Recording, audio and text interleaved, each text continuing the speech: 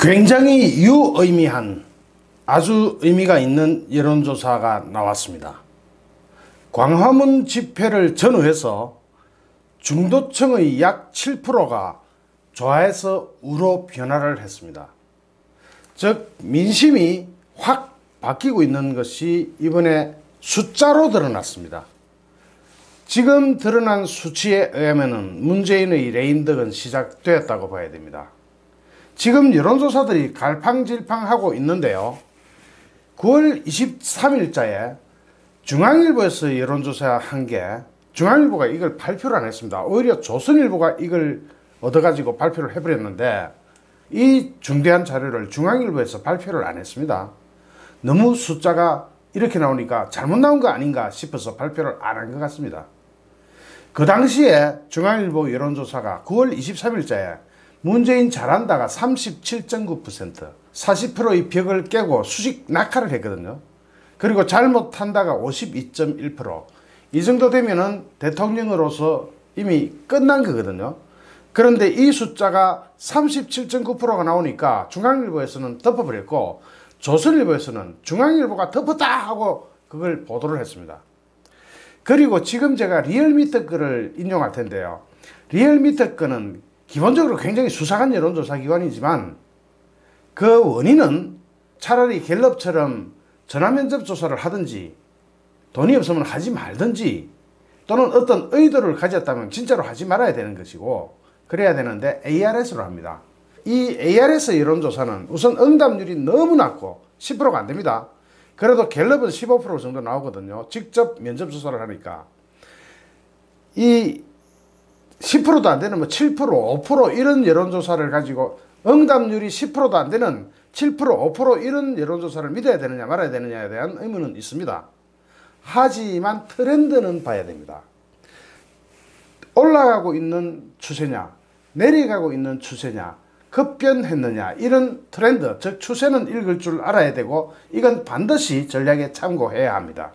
제가 전에 재보궐선거를 1% 이내의 오차로 제가 적중시켰죠. 그것은 뭐냐면은 여러 개의 여론조사를 싹 다 보면서 과학적으로 이걸 통계를 바꾸는 작업을 거쳤기 때문에 적중시킬 수 있었습니다.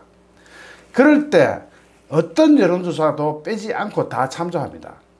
리얼미터도 마찬가지로 참조해야 되는데 리얼미터에서는 문재인 국정수행평가에서 47.3에서 44.8 이렇게 내려갔다. 뭐 이거는 그냥 무시해도 됩니다. 다만 내려가고 있다. 그것에서 유의미한 데이터는 어디에 있는가 이것을 봐야 됩니다. 한 주일 만에 40% 후반에서 40% 중반으로 하락했는데 긍정 부정 평가를 한 격차 6.7%가 특히 중도층이 44.9에서 39.2로 상당수가 이탈했다는 겁니다. 이 이탈한 중도층이 어디로 갔느냐 이것을 지금부터 찾아내기 하겠습니다. 44.9%에서 39.2%면은 중도층이 약 한 5.7%가 움직였다고 봐야 되죠. 이 중도층의 민심 변화가 굉장히 중요합니다. 어차피 좌파 찍을 사람, 어차피 우파 찍을 사람은 정해져 있다고 보고 이 중도층이 결국은 성패를 좌우합니다. 그런데 이 중도층에서 6% 가까이가 이탈했다. 이건 대통령의 경우입니다. 그러나 정작 진짜 중요한 것은 내년 총선을 대비해서는 정당 지지율을 봐야 됩니다. 정당 지지율에서 중도층이 어떻게 움직이느냐를 자세히 볼 필요가 있습니다. 지금 정당 지지도는 민주당이 38%, 한국당이 32.6%, 둘 차이가 약 한 5.4% 정도 나는데요. 여기에서 바른미래당, 정의당은 평가하지 않겠습니다. 둘만 평가하겠습니다. 왜냐하면 대세론 따질 때는 이 둘을 보는 게 맞거든요. 그래서 둘만 보고 평가한다면 아직도 약 5.6%가 뒤지고 있죠.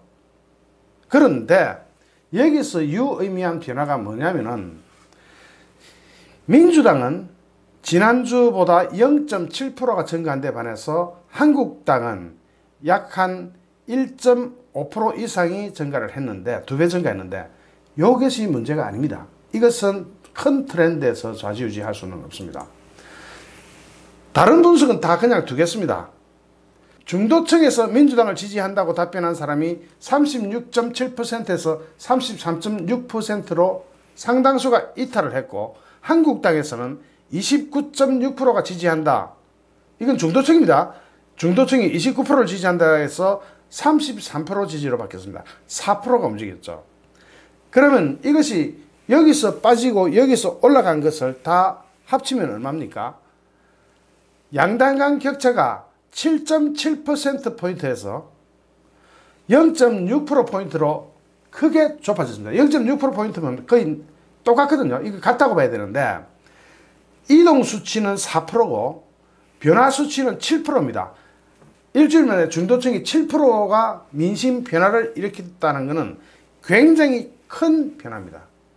지금 이 여론조사는 일주일치 여론조사인데요. 주중집계니까 1주차 주중집계인데 10월 2일까지입니다. 그렇다면 10월 3일 300만이 거리로 쏟아져 나오면서 엄청난 민심 변화가 또 따라갔을 겁니다. 그렇다면 7%의 민심 변화가 10%를 최소한 넘어섰을 것이고 20% 가까이 변화를 일으켰을 수 있습니다. 중도층이 우파로 다 넘어와 버리는 거죠. 특히 중도층 중에서 민주당을 지지했던 중도층이 이제는 한국당을 지지하는 중도층으로 바뀌는 겁니다. 이제부터 군소정당은 점점 더 힘을 잃어갑니다. 왜냐하면 빅2가 붙어버리면 나머지 부분에 대한 관심이 좀 떨어져요.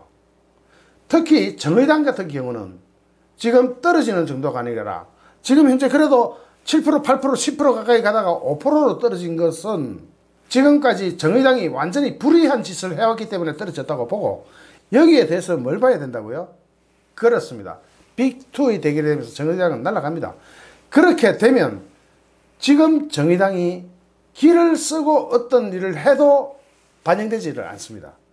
물론 정의당에도 골수 분자가 콘크리트 지지층이 있습니다. 약 2 내지 3% 있습니다.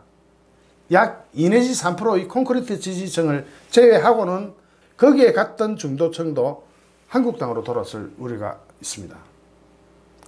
지금 민심 변화는 엄청납니다. 말로 다 못할 정도로 민심 변화가 크게 일어나고 있습니다.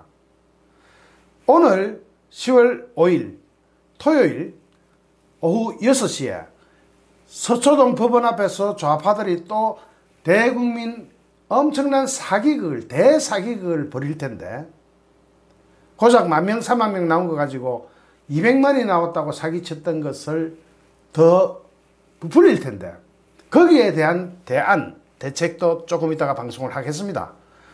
그들이 그런 짓을 하면 할수록 민심은 멀어집니다. 지금 우리는 이 민심 변화를 숫자로 확인했습니다. 조금 있으면 갤럽이나 다른 데도 여론조사가 나올 텐데, 중도층의 민심 변화가 이렇게 7% 가까이 크게 벌어졌을 때는 어떤 대안도 통하지 않을 겁니다. 지금 조국 자른다고 해서 그 민심이 다시 저쪽으로 돌아갈까요? 돌아간다고 해도 극소수일 것입니다. 여기에서 우리는 희망을 가지고 지속적이고 집요하게 우리가 할 일을 해야 합니다. 그것이 무엇인지는 여러분과 저는 말 안 해도 다 알 것입니다. 전에 우리가 그런 이야기 했죠. 정심구심. 정광용의 마음이 구독자님들의 마음과 같다. 정심구심. 좋아요, 구독하기, 공유하기는 저에게 큰 힘이 됩니다. 감사합니다.